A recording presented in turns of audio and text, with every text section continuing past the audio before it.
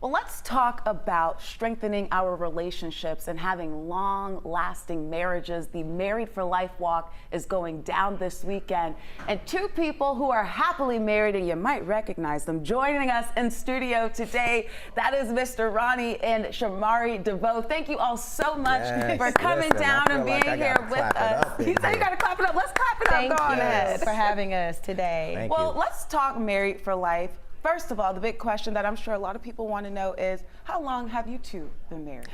We have been married for 18 years. Wow. Together for 23 years. That's right. We met on March 10th, 2001. We got married on March 10th, 2006. Wow. And we've been rocking and rolling for 18 years. Ooh. But through some trials and tribulations, though. Yes. Absolutely. It hasn't been easy. And I mean, you talk about 18 years, more than 2 decades together. I feel like that's something you just don't hear about anymore, especially I'm a millennial. I see some people who have gotten married have already broken up, divorced, on to marriage number 2, maybe even marriage number 3, right? So when you talk about those trials and tribulations, obviously you guys went through them.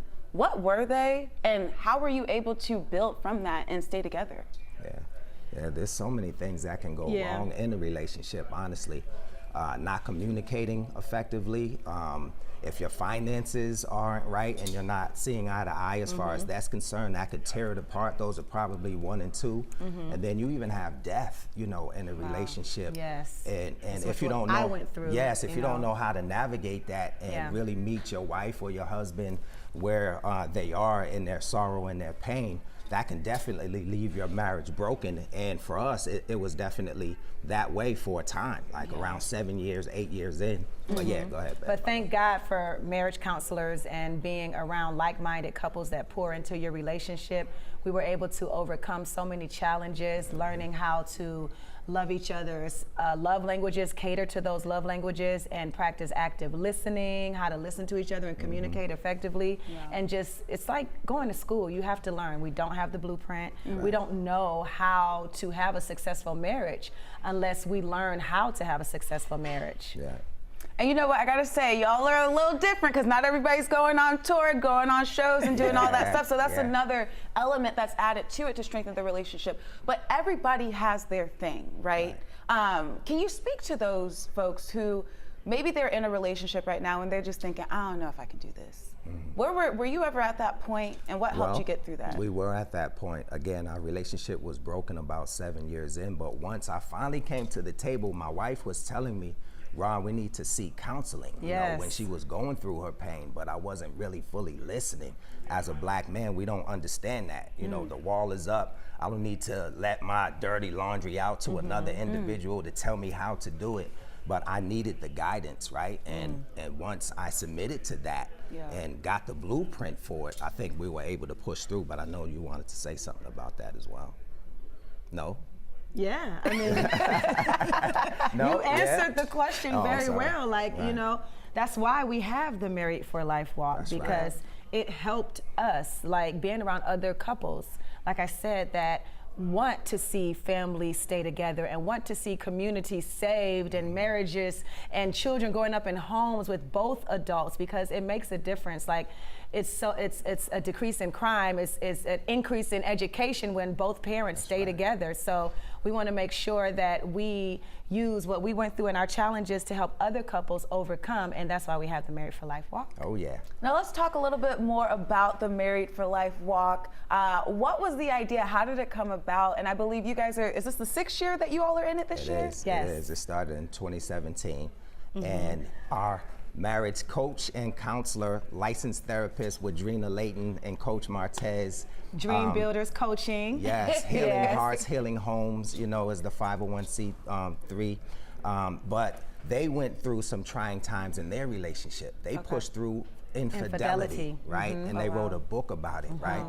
And based on us being able to walk our walk with them, and I was gonna say something about this earlier, when we were about to face our mess, right, with them, they had to find out if we were actually destiny partners, you know, so we went through a line of questioning where Are you actually supposed to be together before we even push through what your challenges may be? Right. So once we found that out, right, we were able to push through. So, you know, that kind of speaks to what you were saying earlier. Like, is that your destiny partner? Right. As far as meeting that individual, knowing that you have enough in common to make it 25, 50, 75 years.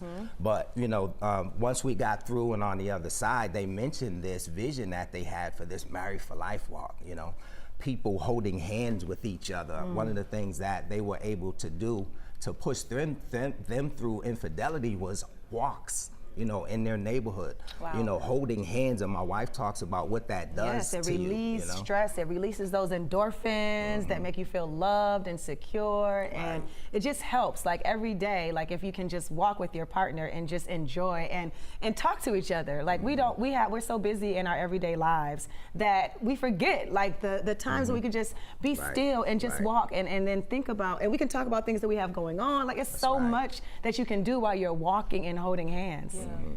And it saved their marriage, and it helps saves ours too. Yeah, you're right. It helps saves ours too. It helps save ours too. I have so many things I want to ask you guys about. How did you know that you were made for each other? How did you know that she was the one? How did you know he was the one?